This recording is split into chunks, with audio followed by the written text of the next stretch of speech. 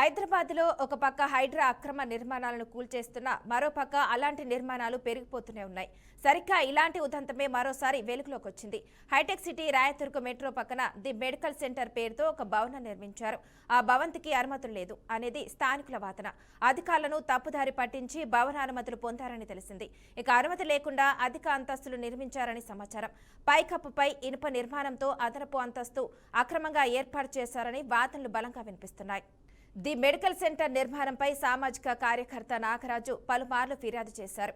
అయినప్పటికీ town planning, municipal అధికారులు నిర్లక్ష్యం వహిస్తూనే ఉన్నారని వాదనలు బలంగా వినిపిస్తున్నాయి. అంతేకాదు, ఇప్పటికీ ఎలాంటి చర్యలు తీసుకోలేదు. సామాజిక కార్యకర్త నాగరాజు ఫిర్యాదు ఇచ్చి 3 నెలలైంది.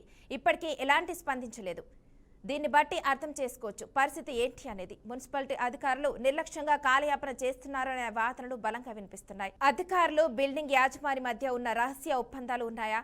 ఉంటే అవి ఏంటి? ది మెడికల్ సెంటర్ అక్రమ బిల్డింగ్ పై ఫిర్యాదు చేసిన అధికారులు మౌనం ఎందుకు వహిస్తున్నారు అనే ప్రశ్నలు ఉత్పన్నమవుతున్నాయి. హైదరాబాద్లో ఒక పక్క హైడ్రా అక్రమ నిర్మాణాలను కూల్చేస్తున్న మరోపక్క అలాంటి నిర్మాణాలు పెరిగిపోతూనే ఉన్నాయి. సరిగ్గా ఇలాంటి ఉదంతమే మరోసారి వెలుగులోకి వచ్చింది. హైటెక్ సిటీ రాయతుర్గు మెట్రో పక్కన ది మెడికల్ సెంటర్ పేరుతో ఒక భవనం నిర్మించారు. ఆ భవంతికి అనుమతులు లేదు అనేది స్థానికుల వాదన. అధికారులను తప్పుదారి పట్టించి భవనానుమతులు పొందారని తెలిసింది. అనుమతులు లేకుండా అధిక అంతస్తులు నిర్మించారని సమాచారం. ఇక పైకప్పుపై ఇనుప నిర్మాణంతో అదనపు అంతస్తు అక్రమంగా ఏర్పాటు చేశారని వాదనలు బలంగా వినిపిస్తున్నాయి. ఇక ఇదే అంశంపై మరింత సమాచారం మా ఇన్పుట్ ఎడిటర్ రామ్ అందిస్తారు. రామ్, చెప్పండి, మెడికల్ సెంటర్ బిల్డింగ్ నిర్మాణంకి సంబంధించిన అవకతవకలేంటి? ఎస్ మనసా,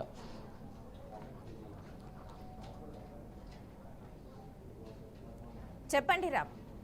ఎస్ మనసా, మనం చూస్తున్నాం కదా, ఎక్స్క్లూజివ్ విజువల్స్ కూడా చూడవచ్చు. అంటే ఇది హైటెక్ సిటీలోని రాయదుర్గం మెట్రో స్టేషన్ పక్కనే ఏదైతే హైదరాబాద్లో హైటెక్ సిటీ, అంటే ఈ ప్రాంతంలో రెంట్స్ మాత్రము భారీ స్థాయిలో కూడా ఉంటాయి. పర్ మంత్ లక్షలాది రూపాయలు విలువ చేసే రెంట్స్ కూడా ఇక్కడ ఉన్నాయి. ఒక ఫ్లోర్, అంటే ఇక్కడ మనం ఎక్స్క్లూజివ్ విజువల్స్ కూడా చూడవచ్చు. ఏదంటే దీనికి seller place, ground place 4 floors మాత్రమే పరిమితి ఉంది. మన ఎక్స్క్లూజివ్ విజువల్స్ ప్రకారం చూస్తే మాత్రము అక్కడ ఏదైతే పరిమితి మించి కట్టారు కానీ దాని మీద మాత్రము 3 ఫ్లోర్లు వేసడంలో మనకు అది కూడా ఐరన్ సెట్టింగ్, అంటే ఏదైతే ఐరన్ సెటప్తో మనకు చేసినట్టు తెలుస్తుంది. అంటే దీన్ని బట్టి చూస్తే మాత్రము అక్కడ దానికి ఓసీ ఆక్యుపేషన్ సర్టిఫికేట్ ఎలా వచ్చింది, ఫైర్ సేఫ్టీ నామ్స్ ఎలా వచ్చింది అనే దాని మీద భిన్నాభిప్రాయాలు ఏర్పడతాయి. అయితే గతంలో 3 నెలల కిందట నాగరాజు అనే ఒక సామాజిక కార్యకర్త అయితే దీని మీద అయితే ఫిర్యాదు చేసినా మనకు క్లియర్గా కనిపిస్తుంది. అంటే క్లియర్గా ఏదైతే మన దగ్గర అంటే బీఆర్కే న్యూస్ కలవడం జరిగింది. ఏదైతే ఆ సామాజిక కార్యకర్త 3 నెలల కిందట అయితే జేహెచ్ఎంసీ అధికారులకు అయితే నేను కంప్లైంట్ చేశానని చెప్పారు. దాని మీద ఎటువంటి వివరణ కానీ అక్కడ నోటీసులు ఇచ్చిన పరిస్థితి లేదని మనకు తెలుస్తుంది. అంటే దీన్ని బట్టి చూస్తే మాత్రం హైదరాబాద్లో జేహెచ్ఎంసీ పరిధిలో అక్రమ నిర్మాణాలు అనేది చాలా వరకు జరుగుతున్నట్లు మనకు క్లియర్గా మనకు అంటే గతంలో కూడా బీఆర్కే న్యూస్లో అయితే ప్రచురణ చేశాము. దీన్ని బట్టి చూస్తే మాత్రం హైదరాబాద్లో గచ్చిబౌలి కావచ్చు, శేర్లింగంపల్లి కావచ్చు, కూకట్పల్లి కావచ్చు, అటు కోంపల్లి, సుచిత్ర, అంటే చాలా ఏరియాలో, అంటే హైదరాబాద్లో చాలా ఏరియాలో మాత్రం అక్రమ నిర్మాణాలు జరుగుతున్నాయి. అంటే ఈ అక్రమ నిర్మాణాలు ఎలా జరుగుతాయి అంటే మనం ఒక విశ్లేషణ బీఆర్కే న్యూస్ కూడా ఒక పరిశీలనలో ఒక నిజం వెలువడింది. అంటే దీన్ని బట్టి చూస్తే మాత్రం ఏదైతే సెల్లర్ ప్లేస్, గ్రౌండ్ ప్లేస్ 4 ఫ్లోర్లు పర్మిషన్ ఉంటుంది. అంటే ఏదైతే ఆ 4 ఫ్లోర్ పర్మిషన్ చేసిన తర్వాత అయితే ఓసీకి అయితే జిహెచ్ఎంసీకి ఆక్యుపేషన్ సర్టిఫికేట్స్ అప్లై చేస్తారు. అప్లై చేసిన తర్వాత ఏదైతే అధికారులు నిర్లక్ష్యం వల్ల మాత్రము ఇది అక్రమ నిర్మాణం జరుగుతుంది. అంటే 4 ఫ్లోర్లు నిర్మాణం చేసిన తర్వాత దానికి ఓసీ వచ్చిన తర్వాత రిమైనింగ్ అంటే ఫ్లోర్స్ స్టార్ట్ చేయడం చేస్తుంది. అంటే దీన్ని బట్టి చూస్తే మాత్రం అధికారులకు మాత్రము కనిపించేది మాత్రం 4 ఫ్లోర్లకే మేము పర్మిషన్ ఇచ్చాము, రిమైనింగ్ మాత్రం వేయలేదంటే దీని మీద సామాజిక కార్యకర్త అయితే నాగరాజ్ అయితే ది మెడికల్ సెంటర్ అనే దాని మీద అయితే ఒక సామాజిక కార్యకర్త నాగరాజ్ అయితే దాని మీద ఫిర్యాదు చేయడం జరిగింది. గతంలో అంటే 3 నెలలు అవుతున్న కూడా దాని మీద ఎటువంటి చర్యలు తీసుకోలేదు. దానికి ఎలా ఫైర్ అండ్ ఓసీ వచ్చింది, దానికి ఓసీ ఎలా ఇచ్చారు, మరి దానికి ఏమైనా చర్యలు తీసుకున్నారంటే ఒక విధంగా చూస్తే మాత్రం హైటెక్ సిటీలో మాత్రము ఎంఎన్సీ కంపెనీలకు సంబంధించిన కంపెనీలు అయితే చాలా వరకు ఇక్కడ వాళ్ళ కంపెనీకి సంబంధించిన కార్యకలాపాలు చేస్తారు. అక్కడ వందలాది మంది, వేల మంది మాత్రము అక్కడ ఉద్యోగులు అక్కడ ఏదైతే బిల్డింగ్లు అయితే అంటే వర్క్ ప్రాసెస్లో వాళ్ళ కార్యకలాపాలు చేస్తారు. కానీ ఇలాంటి బిల్డింగ్లో మాత్రం ఇలాంటి ది మెడికల్ సెంటర్ అనే దాంట్లో మాత్రం ఇలాంటి ఎంఎన్సీ కంపెనీలు ఉండడం వల్ల అక్కడ ఫైర్ సేఫ్టీ నామ్స్ ఉండవు. కాబట్టి అక్కడ ఏదైనా సరే అగ్ని ప్రమాదం జరిగితే కానీ అక్కడ ప్రాణ నష్టంతో పాటు మిగతా బిల్డింగ్లో ఉన్న వాళ్ళకు కూడా ఎఫెక్ట్ అయ్యే పరిస్థితి అయితే ఉంది. దీన్ని బట్టి చూస్తే మాత్రము జిహెచ్ఎంసీ అధికారులు మాత్రం పాత్ర ఏ విధంగా ఉండేది పూర్తిగా అవినీతమయమైనట్లు మనకు క్లియర్ తెలుస్తుంది. ఏదైనా సరే ఈ అక్రమ నిర్మాణంపై ఎందుకు హైదరాబాద్లో అధికారులు ఎందుకు చర్యలు తీసుకోలేని కనుక చాలా భిన్నాభిప్రాయం ఏర్పడుతుంది. మనం చూడొచ్చు, ఎక్స్క్లూజివ్ విజువల్స్ కూడా తెలుసు. బీఆర్కే న్యూస్ దగ్గర అయితే దానికి సంబంధించిన అయితే దాని పర్మిషన్స్, దానికి ఎన్ఓసి అంటే ఫైట్ సంబంధించిన ఎన్ఓసి కూడా మనం స్క్రీన్ మీద చూస్తున్నాము. అంటే ఇంత అంటే ఏదైతే ఏదైతే హైటెక్ సిటీలో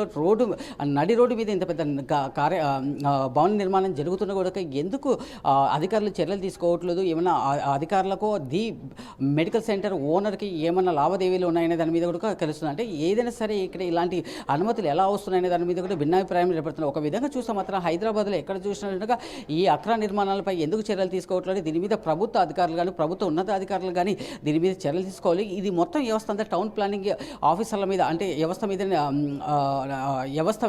టౌన్ ప్లానింగ్ అధికారుల అవినీతి వల్లనే ఇలాంటి అక్రమాలు జరుగుతున్నాయి కూడా చేస్తారు. ఎక్కడ చూసినా హైదరాబాద్లో మాత్రము అక్రమ నిర్మాణాల ప్రసక్తి జరుగుతుంది. అంటే మొత్తం చూస్తే అంటే టౌన్ ప్లానింగ్ అధికారుల నిర్లక్ష్యం వల్ల ఇలాంటి అక్రమాలు జరుగుతున్నాయంటే మనం ముఖ్యంగా చూసుకోవచ్చు. అంటే ఏదైనా సరే ఒక స్టాండర్డ్ బిల్డింగ్లో కూడా 3 ఫ్లోర్స్ మాత్రం అనుమతి ఉంటాయి, అక్కడ మాత్రం 4-5 ఫ్లోర్స్ మాత్రం కడుతున్నారు. అంటే ఏదైతే ఈ అనాథరైజ్డ్ ఫ్లోర్స్ ఎలా కడుతున్నారో దీని మీద ఎందుకు జిహెచ్ఎంసీ అధికారులు చర్యలు తీసుకోవట్లేదు, ఇలాంటి దాని మీద ఎందుకు చర్యలు తీసుకోవట్లేదు ప్రజలైతే తీవ్రంగా విమర్శలు వస్తున్నాయి. మనసా అయితే రామ్ చెప్పండి, అధికారులకు 3 నెలల నుంచి ఫిర్యాదు చేసినా కూడా చర్యలు తీసుకోకపోవడం అంటే ఇది అక్రమ నిర్మాణాలకు పులి స్టాప్ పెట్టేది ఎవరి బాధ్యత అనుకోవచ్చు? మరి ఎస్ మనసా మనం క్లియర్గా మనం చూడవచ్చు. మనకైతే ఏదైతే సామాజిక కార్యకర్త నాగరాజు ఇచ్చిన మన ఏదైతే ఫిర్యాదు కాపీ కొడుకో మన బీఆర్కి స్క్రీన్ మీద అయితే కనిపిస్తుంది. అంటే దీన్ని బట్టి చూస్తే అధికారులు ఏదైతే నాగరాజు అయితే బీఆర్కి న్యూస్కి వచ్చేసి అంటే బీఆర్కి న్యూస్ బృందాన్ని కలవడం జరిగింది. అంటే సార్ నేను 3 నెలలు అవుతుంది జిహెచ్ఎంసీ అధికారులకు అయితే కంప్లైంట్ చేశాను, ఇంతవరకు కూడా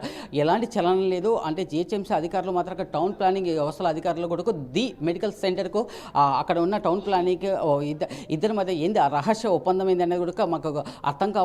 ఎందుకు ఒక సామాజిక కార్యకర్తని నేనే డైరెక్ట్గా వెళ్ళి ఫిర్యాదు చేసినా కూడా ఎందుకు చర్యలు చేయరు? అటు సైడ్ వెళ్ళిన దాఖలాలు కూడా లేవు, కనీసం నోటీస్ కూడా ఇవ్వలేని పరిస్థితిలో ఉండాలంటే ఈ విధంగా చూస్తే మాత్రం టౌన్ ప్లానింగ్ వ్యవస్థ ఎంత నిర్లక్ష్యం వహిస్తుంది అనేది ఒక సామాజిక కార్యకర్త అయితే ఫిర్యాదులో పేర్కొనడం జరిగింది. మనసా ఓకే, థ్యాంక్ యూ రామ్.